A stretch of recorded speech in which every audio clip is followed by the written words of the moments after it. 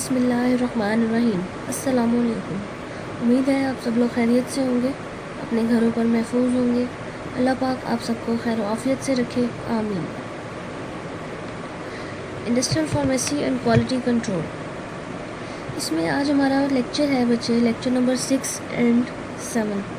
2 lectures compiled है आज, क्योंकि कल मैं लेक्चर्स अपलोड नहीं कर सकी थी, तो इसलिए मैंने वो दोनों लेक्चर्स आपके मर्ज कर दिए, जिसमें हमने रिवीजन करनी है चैप्टर नंबर 1 पार्ट ए की, साइज़ रिडक्शन वाले चैप्टर की, और चैप्टर 1 पार्ट बी को हमने स्टार्ट करना है, मिक्सिंग को। ऑलराइट, तो इससे पहले बच्चे एक जो है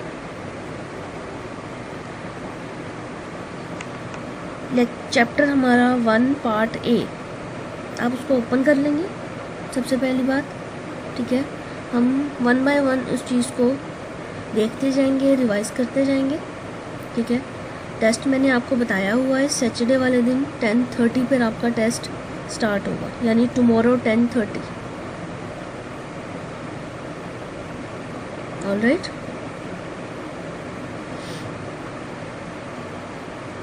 okay, let's start our topic, that is chapter 1 part A, milling. अब मिलिंग में बच्चे सबसे पहले हमने स्टडी किया अबाउट डेफिनेशन, जिसके अंदर हमने बताया कि it is a process of size reduction. Basically it is a process of size reduction reducing the particle size of a substance. ठीक है, इसके बाद हमने बताया कि इसकी कुछ सिनोनिम टर्म्स होती हैं, एक जैसी टर्म्स यूज़ की जाती हैं, जिसमें हमने बताया कि इसको हम ग्राइंडिंग कह सकते हैं, कॉम्बिनेशन कह सकते हैं, ठीक है, मिलिंग कह सकते हैं साइज रिडक्शन को। ठीक हो क्या?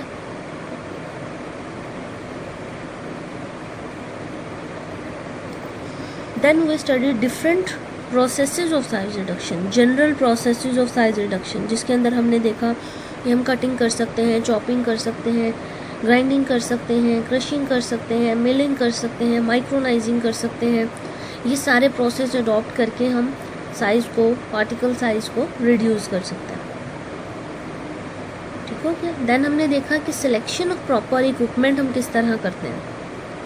उसके लिए हमारे पास 3 बेसिक पॉइंट्स थे, जिसमें the first one was the properties of the material, कि जो प्रॉपर्टी हमने देखनी है कि मटेरियल जिसको हमने साइज़ में कम करना है उसकी क्या प्रॉपर्टी है, उसकी क्या नेचर है।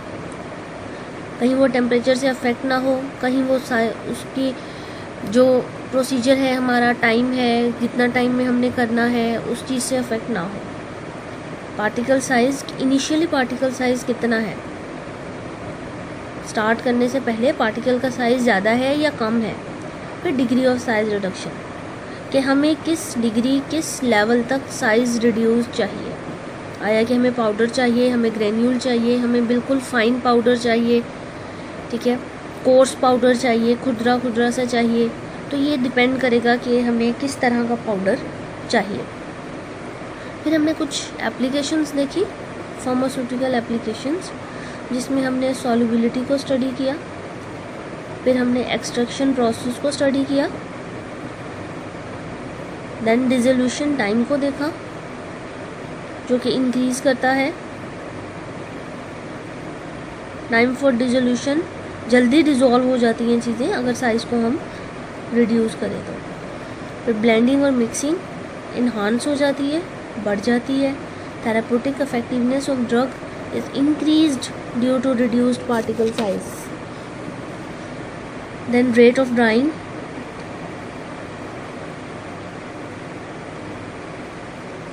Stability, uniform dose,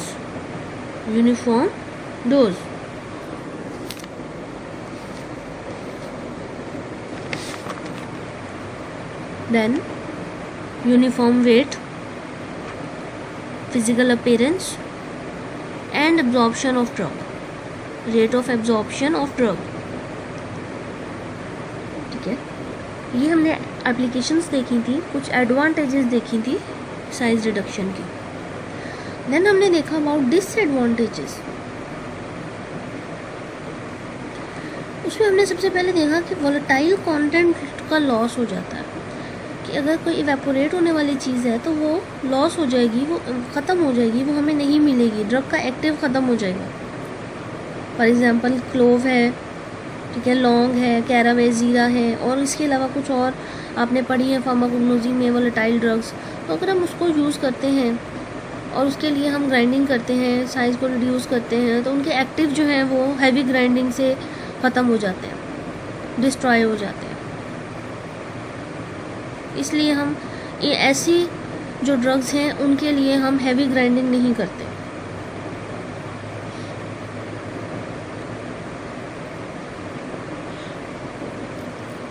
then more exposure to atmosphere, atmosphere के अंदर अगर ज़्यादा देर तक हम एक्सपोज रखते हैं तो ऑक्सीजन की मौजूदगी में ऑक्सीडेशन हो सकती है, और एटमॉस्फेयर में मौजूद वेपर्स यानी नमी की मौजूदगी में उसके अंदर हाइड्रोलाइसिस हो सकती है। इस वजह से इन चीज़ों से बचने के लिए ड्रग को हम एक क्लोज्ड कंटेनर के अंदर रखते हैं। देन हमने स्टडी की है general process of size reduction and equipment used, जिसमें हमने देखा, इससे पहले हमने कुछ फैक्टर्स भी स्टडी किए, जिसमें physical properties, size of starting material, degree of size reduction, softening point, reduction under aseptic condition, temperature, solubility, size, shape and flow property. ये सारे पॉइंट्स हमने फैक्टर्स देखे कि इनकी मौजूदगी में साइज रिडक्शन का प्रोसेस अफेक्ट होता है।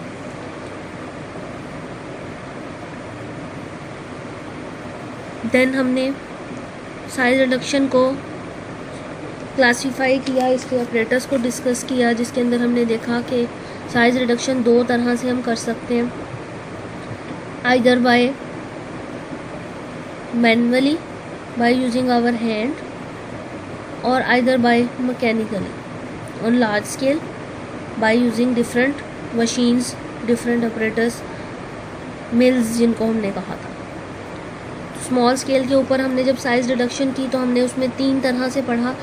First one was trituration, the second one was pulverization and the third one was levigation. ठीक है, trituration is dry grinding in pressure and motor.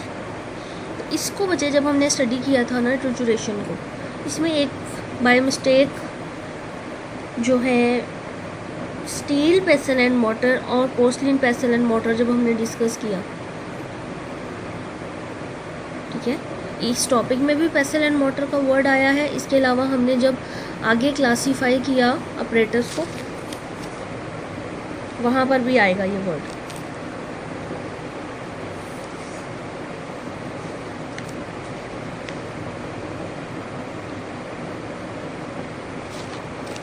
ठीक है, तो यहाँ पर एक मिस्टेक थी बच्चे, वो मैं आपको करेक्ट करवाती हूँ जैसे हम उस टॉपिक पे पहुँचेंगे। ठीक है, तो पेसल एंड मोटर के डिफरेंट टाइप्स हम यूज़ करते हैं, स्टील की, रबर की, नाइलॉन की, ठीक है, पोर्सलेन की। डिपेंड करेगा हमारे पास ड्रग कैसी है। ठीक है, देन इसके बाद हमारे पास है कि हमने देखना था हाउ लेविगेशन इज़ परफॉर्म्ड। तो levigation is done in the presence of solvent. Solvent की मौजूदगी में, किसी लिक्विड की मौजूदगी में हम लेविगेशन करते हैं, that's why it is called wet grinding. Then हमने स्टडी किया पल्वराइजेशन को, that was also in the presence of solvent but we remove that solvent in the end. Procedure के एंड पे हम उस सॉल्वेंट को रिमूव कर देते हैं। प्रोसीजर के एंड पे हम उस सॉल्वेंट को रिमूव कर देते हैं, अलहदा कर देते हैं, दैट वाज पल्वराइजेशन। तीनों के तीनों प्रोसेस स्मॉल स्केल पर करते हैं, मैनुअली करते हैं बाय यूजिंग पेसल एंड मोटर। फिर इसके बाद हम मैकेनिकली की तरफ चले तो मैकेनिकली लार्ज स्केल पर हम मिल्स का इस्तेमाल करते हैं जब भी हम साइज़ को रिड्यूस करते हैं।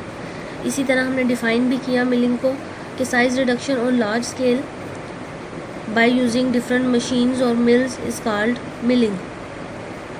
ठीक है, इसमें हमने बॉल मिल, कटर मिल, रोलर मिल को डिटेल से पढ़ा वन बाय वन, और इसके अलावा हमने मिल्स जो क्लासीफाई की that was roller mill, cutter mill, and runner mill, edge runner mill, colloid mill, fluid energy mill. ठीक है, ये हमने कुछ मिल्स क्लासीफाई की। देन हमने स्टडी की है different mechanisms of size reduction, जिसके अंदर हमने कंप्रेशन देखा, ठीक है, इम्पैक्ट देखा, ठीक है। इसके अलावा हमने एट्रिशन को देखा, ठीक है। फिर हमने कटिंग देखा, cutting, impact, attrition and compression, ठीक है। तो कटिंग जब हमने किया तो कटिंग में हमने सिंपली बताया कि हम एक शार्प नाइफ या एक शार्प ब्लेड का इस्तेमाल करके कटिंग के प्रोसीजर को परफॉर्म करते हैं। कटर मिल का उसमें इस्तेमाल किया हमने। कंप्रेशन के लिए सिंपली हमने कंप्रेस किया यानी प्रेशर अप्लाई किया और ब्रेक डाउन किया डिफरेंट डिवाइसेस का यूज़ करके। रोलर मिल हमने एग्जांपल में कहा। देन इम्पैक्ट की तरफ आए तो इम्पैक्ट में हमें दो चीज़ें होती हैं, मटेरियल होता है और ड्रग होती है।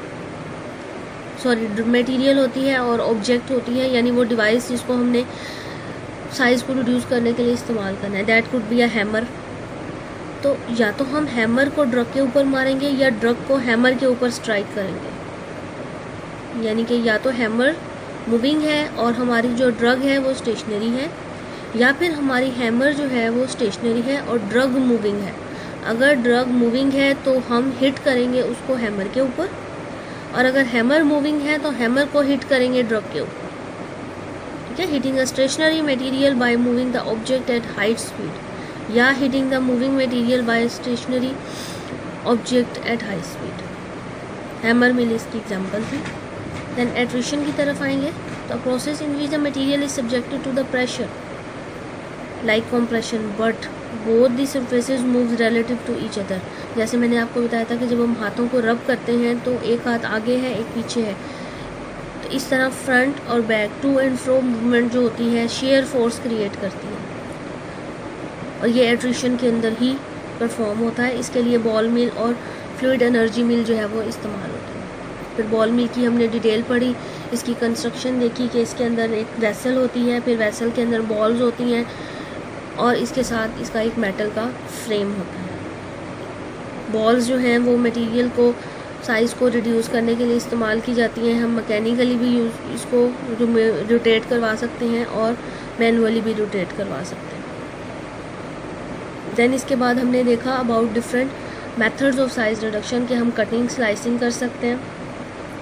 स्मॉल स्केल और लार्ज स्केल पर हम नाइफ़ का यूज़ करेंगे, लार्ज स्केल पर हम कटिंग के लिए कटर मिल का इस्तेमाल करेंगे।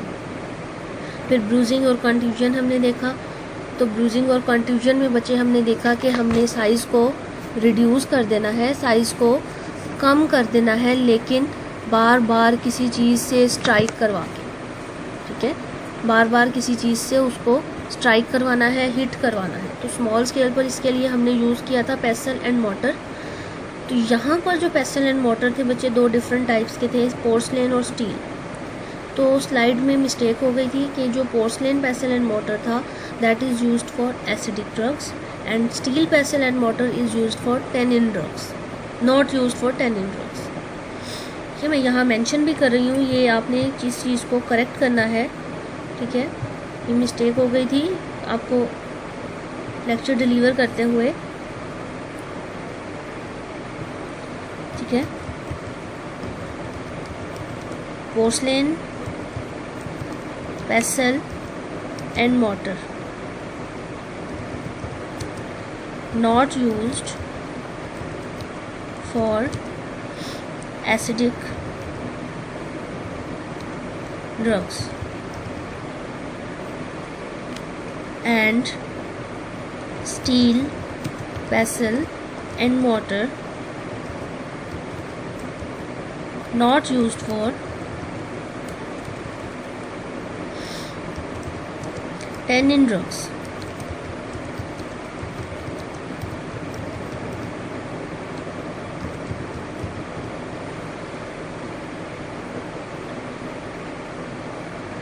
ठीक है, एसिडिक ड्रग्स के साथ अगर हम पोर्सलेन को यूज़ करेंगे तो कंटेमिनेशन कर देगा, और स्टील पेस्टल एंड वाटर के साथ यूज़ करेंगे तो स्टील जो है वो टेनिन के साथ रिएक्ट करके मेटल टेनेट्स बना देगा, ठीक है, मेटल टेनेट्स बना देगा। तो ये स्टील जो है basically it is an alloy of iron and carbon, iron and carbon. Iron metal है तो ये मेटल जब टेनिन्स के साथ रिएक्ट करती है तो मेटल टेनेट्स बना देती है, ठीक है। और पोर्सलिन एसिड के साथ रिएक्ट करती है तो कंटेमिनेशन कॉज करती है। ड्रग के एक्टिव को डिस्ट्रॉय कर देती है। स्टील रिएक्ट करती है तो मेटल टेनेट्स बनाती हैं। क्यों? क्योंकि steel is an alloy of iron and carbon. Next we will go on for our chapter. ये आपकी रिवीजन थी जो हमने कल करनी थी। और नेक्स्ट अब हम चलेंगे अपने चैप्टर 2 यानी चैप्टर 1 पार्ट बी की तरफ, जो कि हमारा है मिक्सिंग। मिक्सिंग, इसको हम होमोजेनाइजेशन भी कहते हैं। होमो मीन सेम फेज में लेकर आना किसी चीज़ को।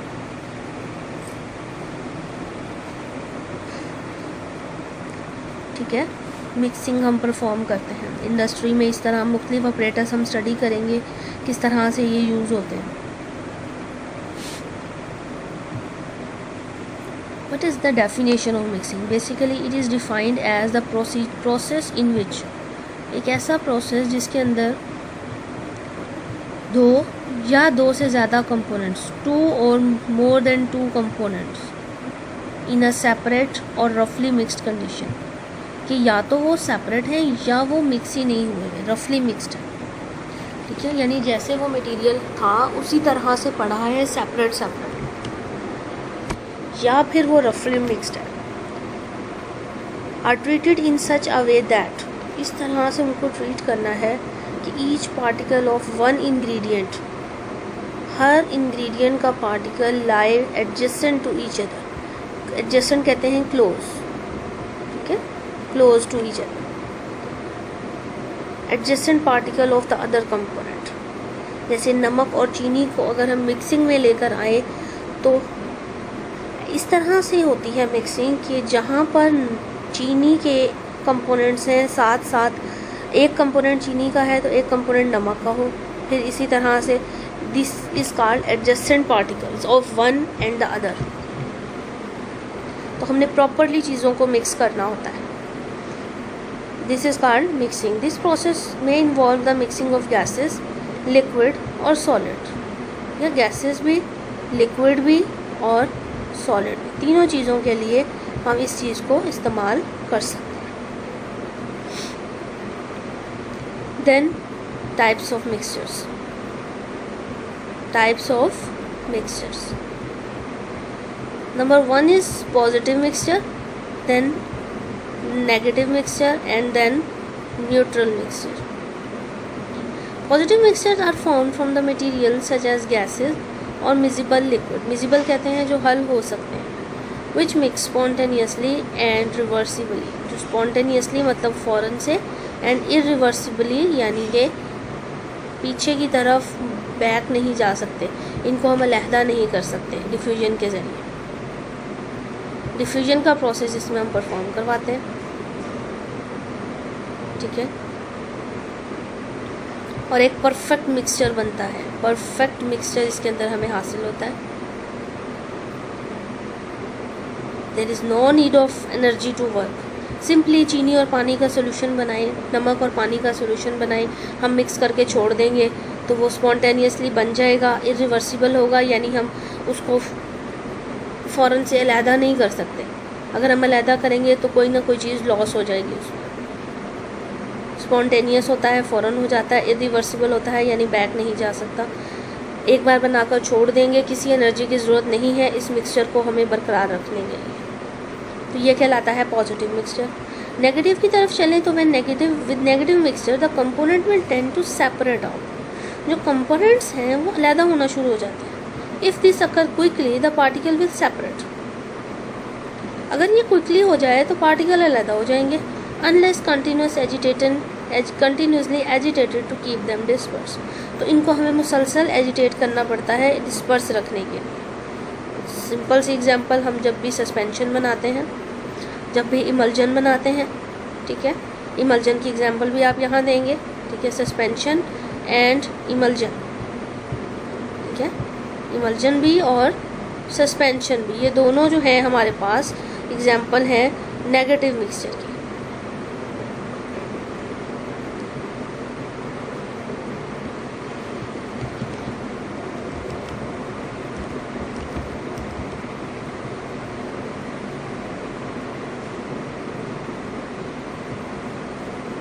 ठीक है, और इसके अलावा अगर हम सस्पेंशन में देखें, एग्जांपल फर्दर उन्होंने दी है कैलामाइन लोशन की, ठीक है।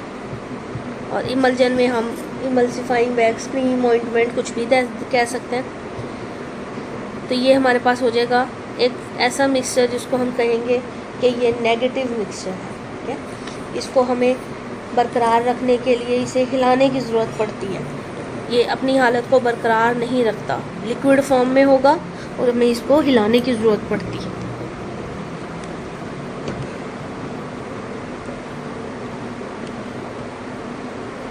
देन न्यूट्रल की तरफ अगर हम चलें तो न्यूट्रल बच्चे कोई भी ऐसी चीज़ होती है जो ना तो मुकम्मल तौर पर पॉजिटिव हो ना मुकम्मल तौर पर नेगेटिव हो, एक स्टैटिक कंडीशन हो उसकी, ठीक है। एक स्टैटिक कंडीशन हो उसकी, रुकी हुई हालत में हो। They are said to be static in behaviour, ठीक है। They are said to be static in behaviour. The components have no tendency to mix spontaneously. Components फ़ौरन से मिक्स नहीं होते। एंड सेग्रीगेट स्पॉन्टेनी, ना तो फ़ौरन मिक्स होते हैं ना फ़ौरन अलहदा होते हैं। Segregate mean separate. Once the work is done to mix them, एक बार हिलाकर बनाकर उसको छोड़ दें तो वो फ़ौरन से अलहदा नहीं होंगे, ठीक है, फ़ौरन से सेपरेट नहीं होंगे। एग्ज़ाम्पल अगर हम देखें तो हमारे पास जो क्रीम्स बनी होती हैं, ऑइंटमेंट बनी हुई होती हैं, ये सारी की सारी जो हैं ये स्टैटिक होती हैं। ये बनाकर हम लेकर आते हैं जब मार्केट से, तो हम देखते हैं ये अलहदा नहीं होते इनके मिक्सचर, ये एज इट इज़ रहते हैं। तो ये स्टैटिक होते हैं, अपनी हालत को बरकरार रखते हैं, ठीक है। अगर सॉल्यूशन बनाएंगे यानी पानी और चीनी का कोई मिक्सचर बना रहे हैं, हल हो गया है, हमें कोई एनर्जी लगाने की ज़रूरत नहीं पड़ रही उसे बार बार मिक्स करने के लिए, तो वो हमारा कहलाएगा पॉजिटिव मिक्सचर। अगर हमने तेल और पानी को मिक्स किया है, इमल्जन बनानी है, वाटर एंड ऑयल, ठीक है, तो हम देखेंगे कि हमें उसको बनाकर बार बार मिक्स करना पड़ता है। सस्पेंशन बनाई है, फॉर एग्ज़ाम्पल आप देखते हैं ब्रूफिन की सस्पेंशन है, तो हमें उसे शेक करना पड़ता है, एजिटेट करना पड़ता है, वरना वो अपनी हालत को बरकरार नहीं रख। ठीक है, लोशंस हैं, तो इन चीज़ों, इमल्जन्स को और सस्पेंशंस को, ये तो बेसिक एग्जांपल्स हैं नेगेटिव मिक्सचर्स की, ठीक है, कि हमें इनको मुसलसल इनके ऊपर एनर्जी अप्लाई करनी पड़ती है। जबकि न्यूट्रल मिक्सिंग को एक बार बना लिया जाए तो हमें किसी तरह की कोई एनर्जी की ज़रूरत नहीं होती इनको अलहदा करने के लिए या इनको इनकी हालत में बरकरार रखने के लिए। ये अपनी हालत को बरकरार खुद से रखते हैं। इसमें एग्जांपल हमारे पास है पाउडर्स की, पेस्ट की, ऑइंटमेंट की, क्रीम्स की। देन नेक्स्ट है हमारा principle of mixing, which is basically to arrange the molecules close to each other.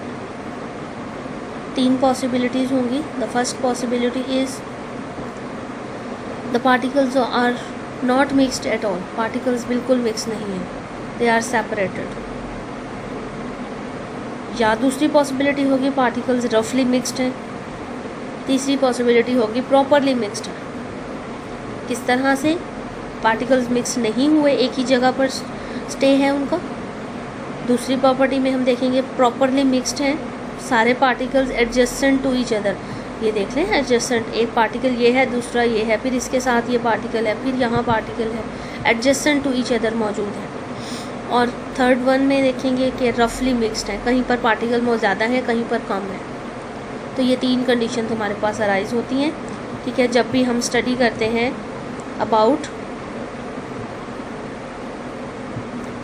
Principal of mixing.